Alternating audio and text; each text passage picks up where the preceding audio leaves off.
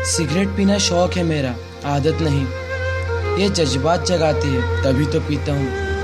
आधी रात के वक्त में पागल तो नहीं, तेरी याद सताती है तभी तो पीता हूँ। इस सिगरेट में कोई फैसले तो नहीं, ये फिक्र मिटाती है तभी तो पीता हूँ। मैं जानता हूँ मुझे कुछ नहीं मिलेगा इससे, ये मेरी उम्र घटाती है तभी तो पीता हूँ।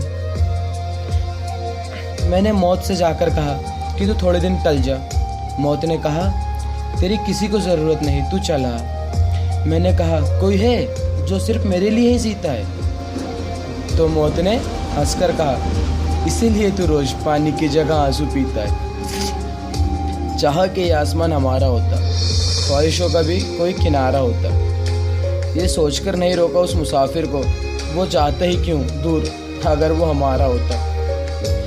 आज फुर्सत नहीं हमसे बात करने की, ये ज़िंदगी गुजर गई उनकी फरियाद करके।